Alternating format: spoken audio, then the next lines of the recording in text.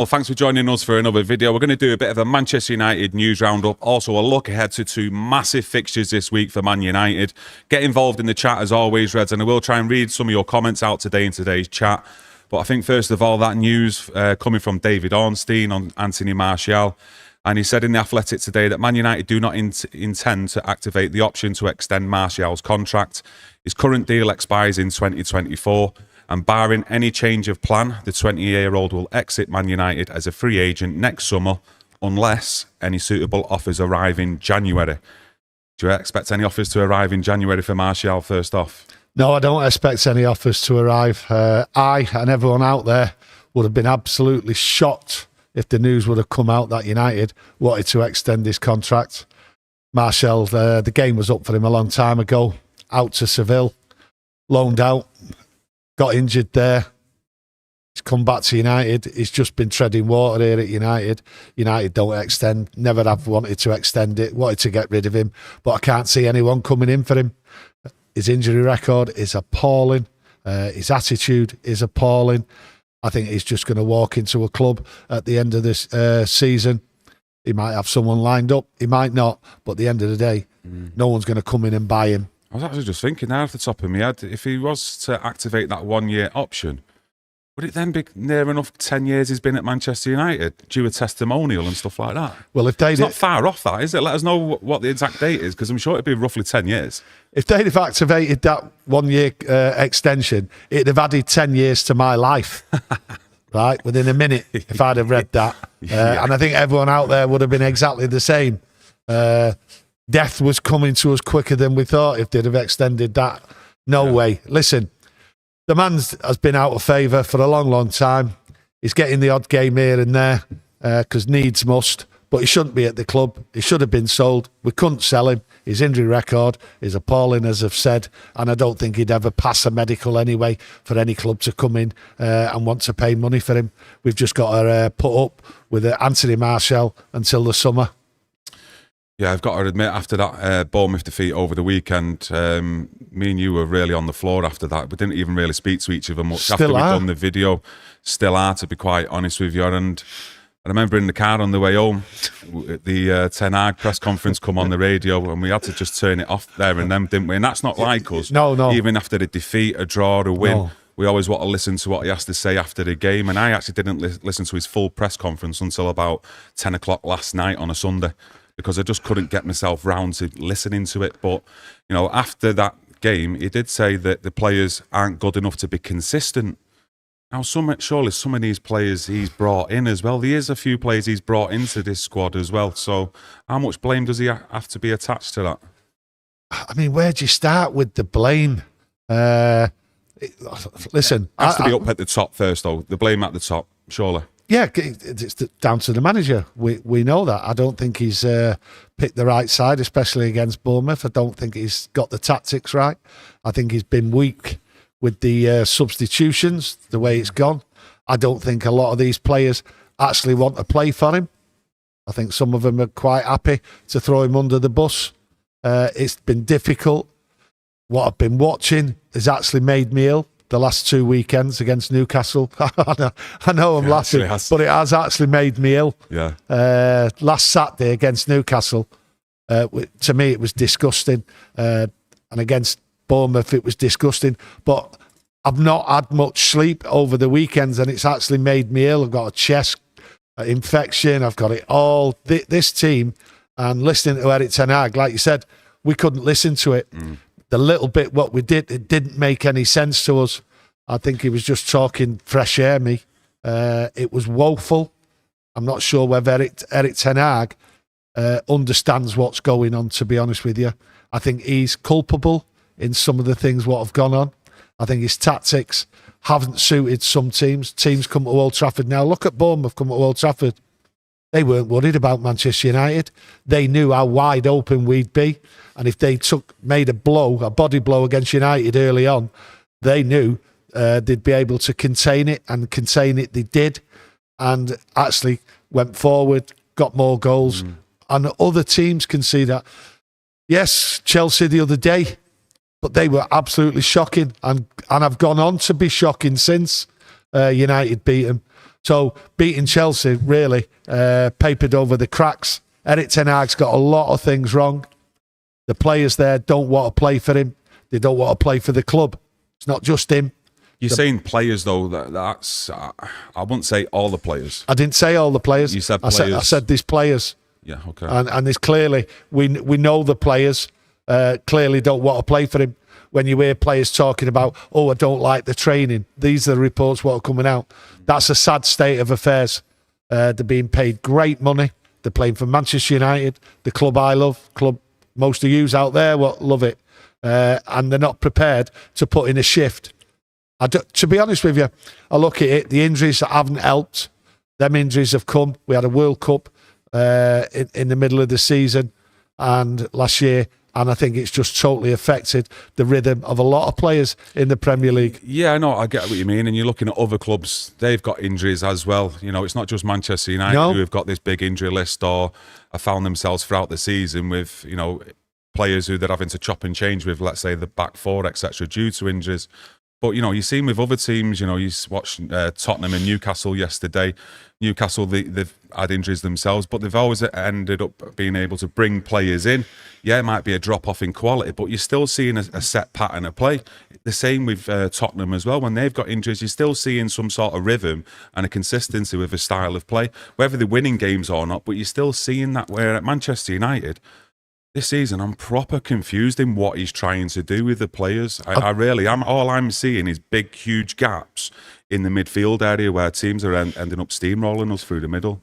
I think what you have to do, I mean, I've looked at it and I've been shocked, and I've got to accept you've got to look at it as the coaching. Is the coaching working? Clearly not. If you look at teams like Tottenham, who had a major overall injuries as well, losing the top goal scorer in Harry Kane.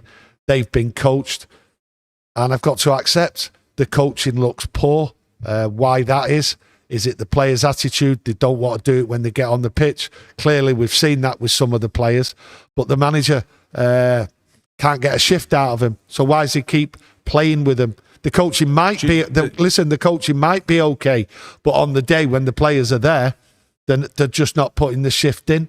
They're making a statement, some of them. To me, he's clearly trying to progress from last season in terms of tactics and how that he wants him to play on the field.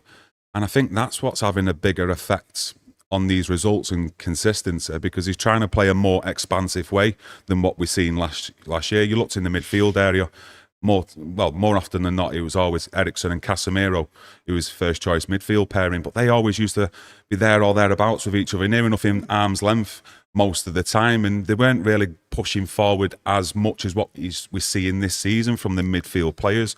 You know, you'll always have that holding midfielder there, whether it's Amrabat, Casemiro, Kobbie Manu at times, but when you see Scott McTominay there, I mean, the gap between him and the holding midfielder is absolutely huge, and I think it just suits teams to play Manchester United on the counter-attack, because once they retrieve the ball back, there's enough area in the midfield to just steamrollers. Well, get 2-3 passes, and then they're up into our attacking third. Well, listen, we can all see we're wide open. That's it, yeah. We're wide open in that midfield, and we've been saying it.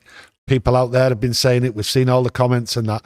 And what it is, I don't understand why Erik ten Hag and the coaching staff can't see that and deal with it. That's the puzzle. That's what the question that Erik ten Hag needs to answer. Why are you consistently playing players and playing a system what makes it so easy for teams to come straight through us because we're wide open? Erik ten Hag needs to answer that and deal with it. And I thought he would have dealt with it. Some of the players aren't good enough to play what he wants to play. We can see what he wants to play, but some of the players aren't good enough, and he keeps persisting with them. Now, what I want to see, I want him to commit to players what want to play for the badge and want to play for their future. And some of these young kids, he's brought in people like Kobbie Manu, Hannibal, who have had good games, and then just took them away from the team and brought in players what clearly can't do what he wants, and that to me is baffling. Yeah, no, I get what you mean, but you've got to maybe look at last season as well in the way he handled Garnacho. He'd bring Garnacho in for 1, maybe 2 games, then take him away from the limelight, and maybe that's just what he's doing as well with Kobbie Manu. Now, I have been a little bit baffled why Hannibal's not even been on the bench. You know, I've not seen any reports that he's been injured, but if he has, let me know, because when you looked at, I think it was the Newcastle away, you look at the game here against Bournemouth, what's Donny van der Beek doing on the bench? You know, he's clearly not got a future here at Manchester United, and for me, I do highly rate Hannibal, and when I have seen him play, yeah, he's still got that temperament, that bite that he might have to try and control. But for me, he gives everything on the pitch, and that's all you can ask from a Man United player. Well, Mainu, Hannibal, they'll give everything on the pitch. And you talk about taking players out of the limelight. You could not have put a younger player into a more hostile environment than Everton away with all the goings on at that football club. So the kid clearly has the temperament. Yeah. We've seen it on the day. Excellent. He played absolutely excellent. So he's got it. So why take him out? I don't understand that. What? Not play him against Bournemouth? Are you really serious, Erik ten Hag, that Kobe Mainu couldn't have coped with playing Bournemouth? Why have you left him out? I just don't understand that. And Hannibal has to come in. He's got the energy. Yes, little bit raw around the edges, but he gets stuck in. He's got the work rate, and he's there for 90 minutes. And clearly, Erik ten Hag knows, and he can see with his own eyes like we can, some of these players don't want to play for 90 minutes. They're always looking for other players to do the work. And there's plenty of young players at United what will come in and take these players' places without a shadow of a doubt. You did say earlier on about Bournemouth, and it's like they have no fear coming to Old Trafford, and I'm getting that feeling also from teams when they come into Old Trafford this season. Let us know if you get that feeling as well, as though like they can come here, they can take it to United, and they can't just get a point, but they can get the 3 points. Yeah. That's what's more worrying for me. But he come out in his press conference before, Ten Hag, speaking about tomorrow's game against Bayern Munich, and he said Old Trafford is not a nice place to come for an opponent. Opponent, did I say? Opponent, that's the one. You're spitting it out, you're I'm getting there. Third time lucky. As long as I am here, we are together. We have to energise them. So... Well, what does that mean? Exactly. I'll read it again, because I was a little bit gobbledygook there. I don't understand that. So I'll go again. Old Trafford is not a nice place to play and come for an opponent. An opponent. Opponent again. Yeah, don't worry. As long as I am here, we are here together. We have to energise them. Energise them. My schoolwork, my homework tonight is to spell opponent. Yeah, well, don't worry about that, because Erik ten Hag's got more things to worry about. Talking about energising him. Well, energise the team by dropping players who aren't committed to the playing for United. I want players who want to fight for the place, and there's clearly players, young players there, what will fight for the place given the chance. That will energise everyone else around the club to go forward. So Erik ten Hag, you need to like energise yourself and think what you're doing for the future, because there might not be a future going down the line if you don't change things up. It's as simple as that. You cannot rely, Erik, on players what you had out there.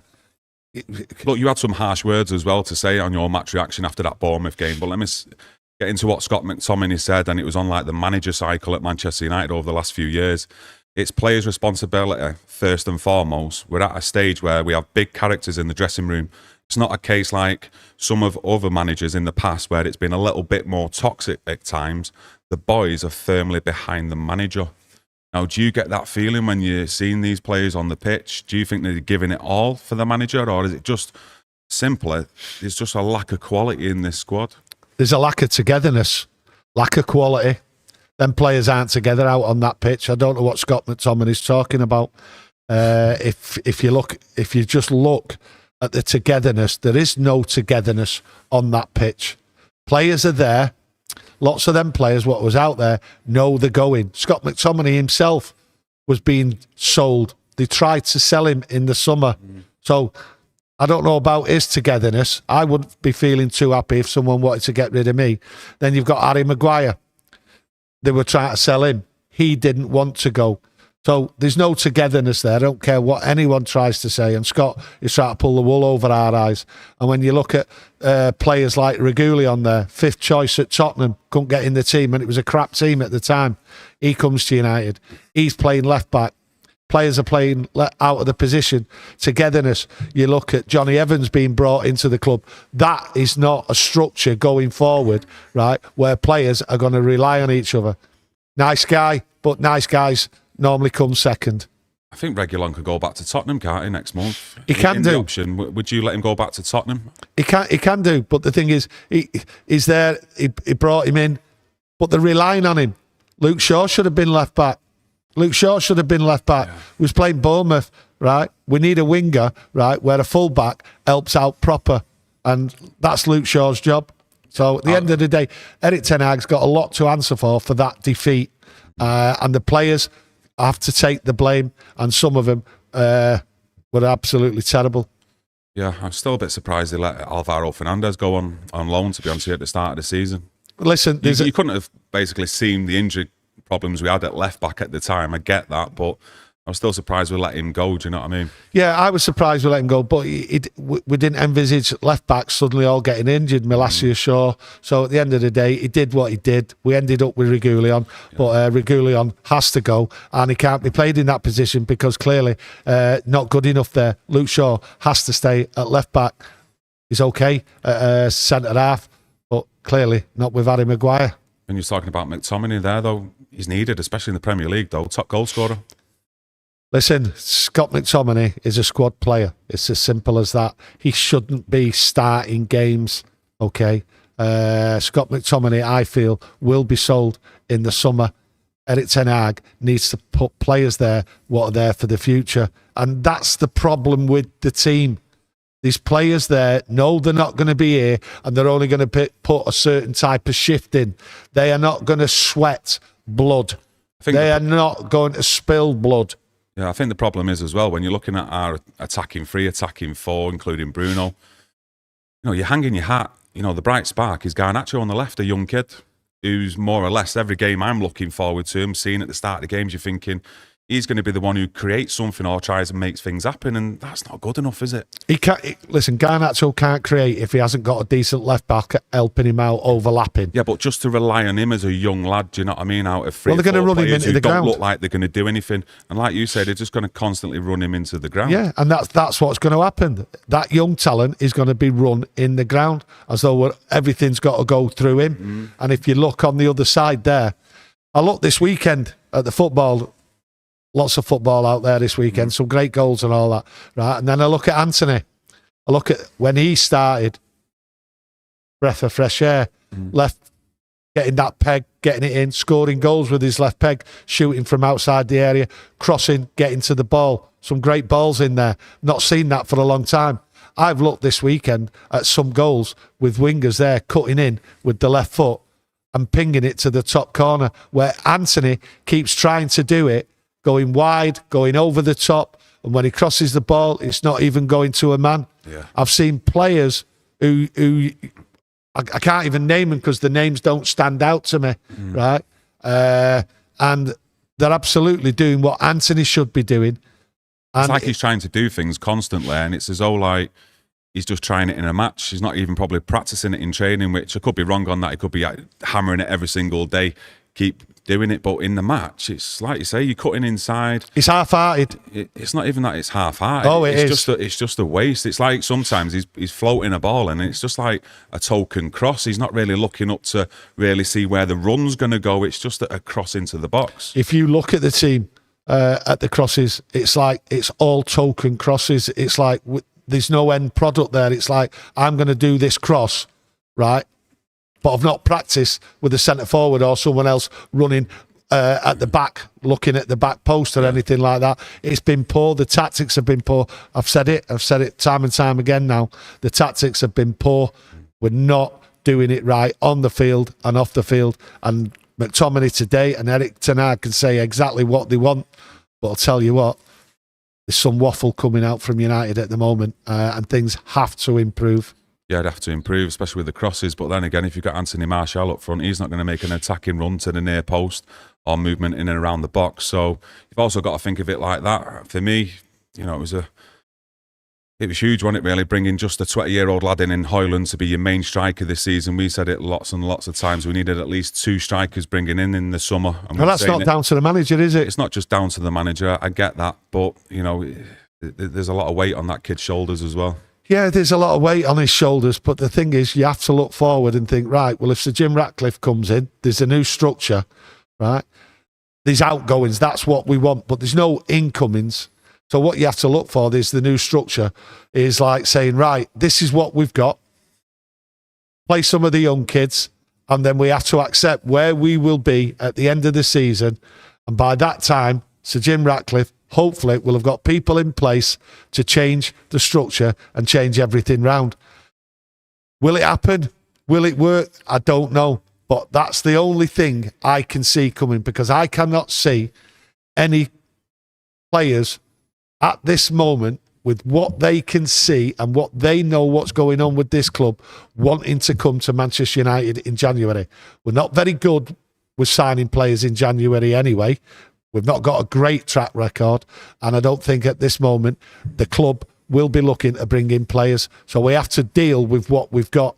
And to be honest, players need to be dropped and young players need to be put in.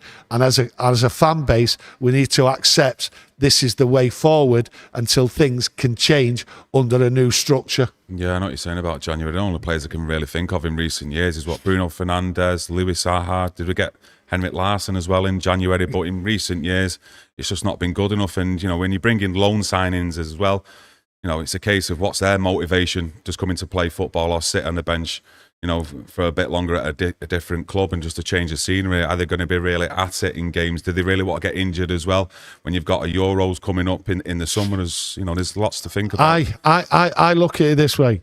Erik ten Hag has to commit to young players and accept that some of the players what are on that pitch are not good enough, and then he just has to deal with what he's got. I want to see 11 players on that pitch of all ages, trying their heart out for Man United. And if they come off sweating and putting a shift in, I'll accept that. But I can't accept Erik ten Hag putting players on that pitch who don't want to put a shift in. But I will say something here, though. Looking at the Bournemouth game, do you not think the players actually put a shift in? Do you not think they tried their heart out? Because the majority of that game, I thought, we played in their half. Listen, they're not playing together. Yeah, they trade right, so it's not good. It's not working. Okay, It's not working. They're not playing together. They're not good enough to play together. They're all trying. A lot of them are playing as individuals. This is a team game, and they're not accepting what Erik ten Hag's telling them to play as a team. They're not listening to instructions. So bring in the players what want to listen and want to play. That's how I see it. Yeah, Neil Crow, cheers for your super chat, mate. He says it sounds like Ineos is delayed until January. I'm not sure where you're getting that from, mate, but cheers for your super chat. Listen, it could be January, it could be next summer. Who knows? Listen, I have no faith in it changing this year, next year, till the summer.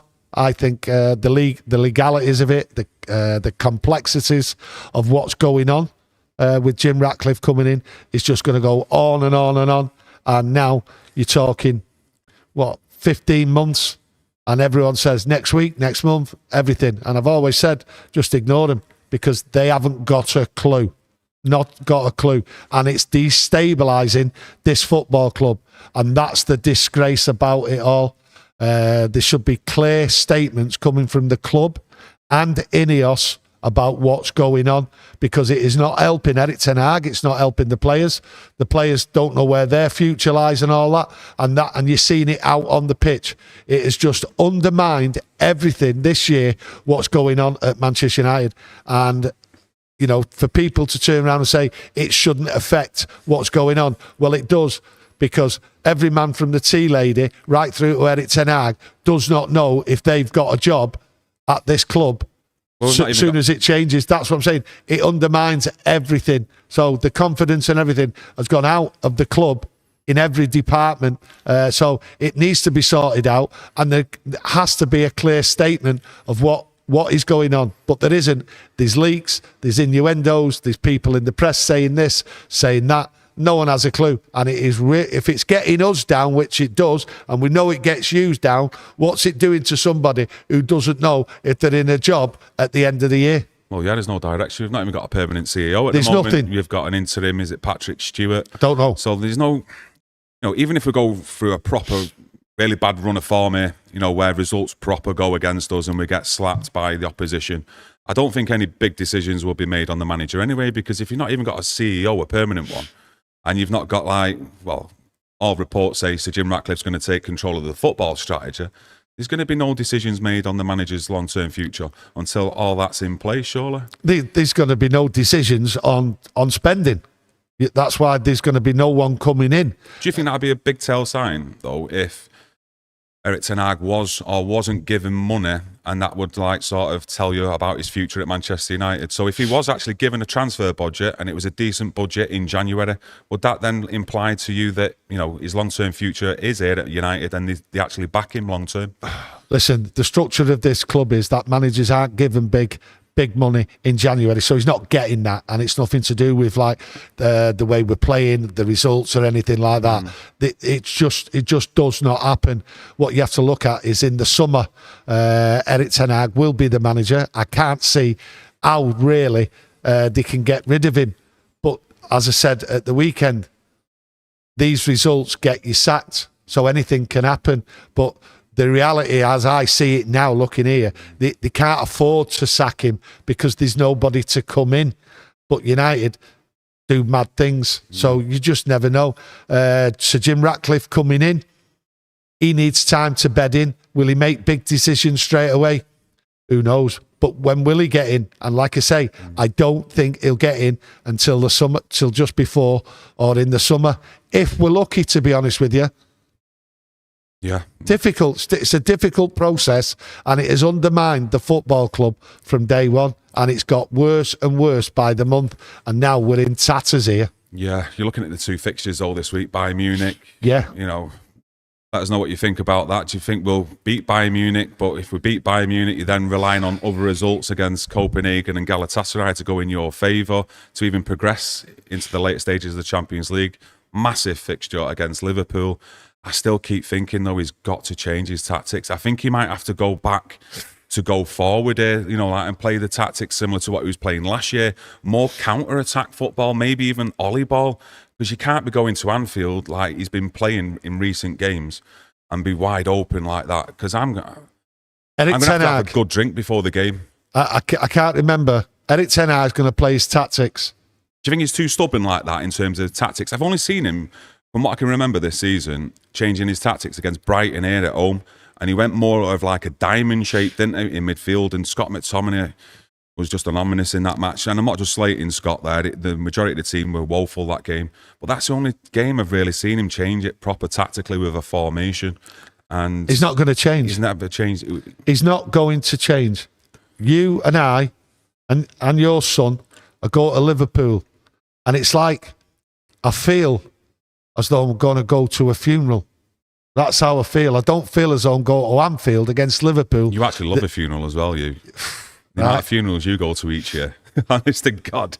He's always got that black suit out, black tie, white shirt. Unfortunately for those what have passed away. I know, yeah, rest in peace. No, I do. I feel as though I'm walking, getting ready for the funeral to go there.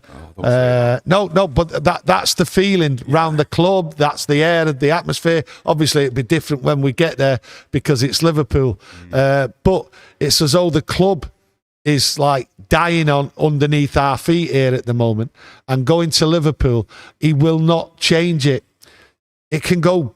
Listen, I don't know what it is, but I look at last year when we played him at Anfield. It was absolutely just unreal. I've no words to describe that. But I look at Manchester United and I've just got this funny feeling that things aren't going to be as bad as I feel now, as though I'm going to a funeral.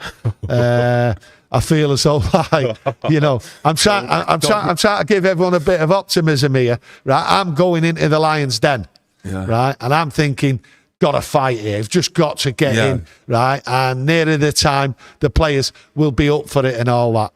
But Erik ten Hag has to pull a miracle out of his hat. Now, I don't know what that miracle has to be. No. The only way I see it is if he turns round and plays Kobe Mainoo, Hannibal, and he makes another change. Do you know who I'd play? Listen to this. You know who I'd play for that game? Marcus Rashford. Marcus Rashford is on the biggest money at that club, yeah. He's a Manchester lad. Out of everyone in that dressing room, he should know what Man United and Liverpool is all about. And if you want to put things right by that performance you give at Newcastle, there's no better game than Manchester United versus Liverpool at Anfield. Marcus Rashford. To show everyone what you're really about. And maybe these past performances have just been a run of poor form, but you can show us at Anfield. Well, if he don't show us at Anfield, well, that's, for me, is his long-term future done at then Manchester United. There's no turning back. If he throws a towel in at Anfield, you know, there's no excuses for me. But he's the biggest paid player at Manchester United. He's one of the leaders in that dressing room, or he should be, the most experienced, up there with like the likes of Luke Shaw. They've been here for years now at Manchester United. He should be starting against Liverpool at Anfield, whether that's on the left-hand side or on the right. Me personally, I put him on the right-hand side, Garnacho on the left, on Højlund up front, and let's see how he gets on. Put him in there. There's no excuses. You're not happy with it. You're silent. I know you are. Let us know what you think, though. Would you play Rashford against Liverpool? I know some of you might not think so, but, you know, that's my own opinion right now. I've said my piece on Marcus Rashford, and I'm not going to change my mind. Marcus Rashford hasn't put a shift in all season, and you want to put him on at Liverpool. Yeah. Why not? For the reasons I've just give. I understand your reasons. Everything in. He shouldn't be just standing there, you know, jogging back like we've seen countless times this season. He should be sprinting back. He should be getting up and down that wing, creating with the players and looking to score goals. That situation should have been in this way. He should have been put on at Chelsea to show everyone, right, that he's prepared to fight. That's what he should have been. He should have been put on there.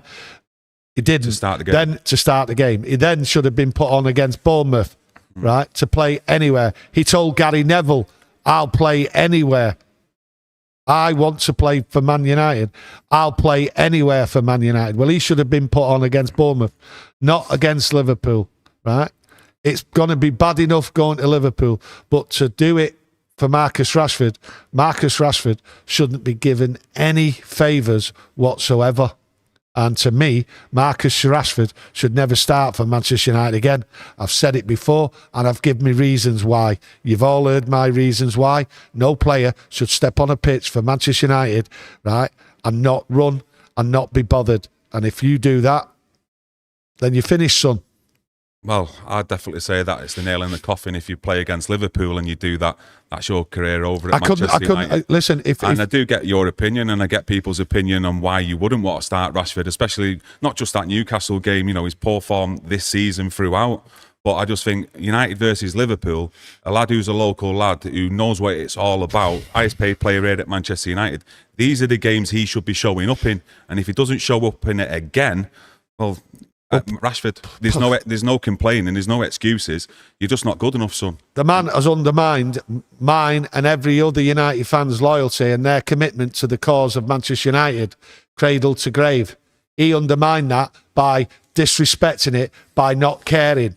Now, if I found out that Marcus Rashford was going to start at Anfield on Sunday, I would not go. I am telling you now, son. No, you would. No, I am telling you now, and I'm telling everyone out there, that's how I am with Marcus Rashford. I am 100% completely done with that man. End of. What he did undermined 55 years of me following Manchester United and what it means. And lots of other fans have said exactly the same to me face. End of. I wouldn't be going. So I did get your opinion on Marcus Rashford out again. Yeah, you got me again on that one. I'll give you that. I'll give you that. 1-0. Yeah, 1-0. Yeah. Well, I'm going to wrap it up there because my mum's just texted and said that I've got some dinner at yours before I go home if I want it. So it's always a great scran there. Absolutely delicious. So I'm going to take her up on that offer. But I'd just like to thank everyone for joining us. Have you got anything else to add before we go? Yeah, you probably got half my dinner there. Might stay a bit longer as well and use your heating before I go home. But just like to thank everyone for joining us today. We will be back tomorrow morning with a match preview of Manchester United versus Bayern Munich. So hopefully if you are available throughout the day, come and join us, get your comments in. And just like to thank everyone for joining us again. Enjoy the rest of your day, everyone. Thank you. Thank you.